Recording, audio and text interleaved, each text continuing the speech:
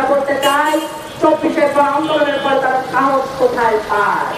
Lalmonirhat chief judicial magistrate আদালতের সাময়িক বরখাস্ত হওয়া নাজির ইয়াসিন আরাফাতকে স্থায়ী বরখাস্তের দাবিতে মানববন্ধন করেছে সচেতন নাগরিক সমাজ।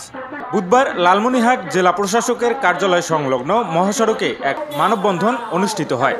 এ সময় বক্তব্য রাখেন বৈষম্য বিরোধী ছাত্র আন্দোলনের লালমনিরহাট জেলা কমিটির সদস্য সচিব হামিদুর রহমান, যুগ্ম সদস্য সচিব কামরুজ্জামান সুমন, জাতীয় যুব ফোরাম কেন্দ্রীয় কমিটির সাধারণ সম্পাদক জামাল হোসেন, অ্যাডভোকেট জাকিউল হাসান সিদ্দিক রাছেল। এই বর্তমান সাধারণ জনগণ যারা রয়েছে, যাদের মামা নাই খালু নাই, তারা যেখানেই যাচ্ছে তারা হয়রানির শিকার হচ্ছে।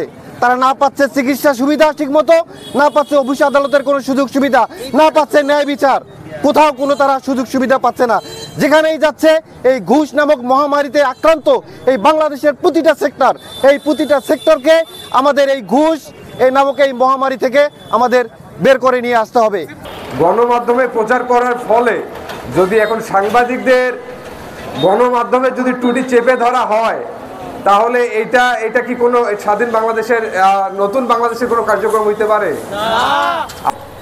কৌতুক কোনো ফিল্ম করতে এখানে আসি নাই। আমার স্পষ্ট কথা হচ্ছে যে 48 ঘন্টার ভিতরে এই নাজিরকে যেন যদি স্থায়ী বরখাস্ত না করা হয়, সেক্ষেত্রে এই যে বৈষম্য বিরোধী ছাত্র আন্দোলন থেকে শুরু করে আমাদের সাধারণ শিক্ষার্থীর ব্যানার থেকে শুরু করে আমরা যত আমাদের অঙ্গ সংগঠন আছে, আমরা লং মার্চ টু কোর্ট পর্যন্ত আমরা প্রোগ্রাম করব।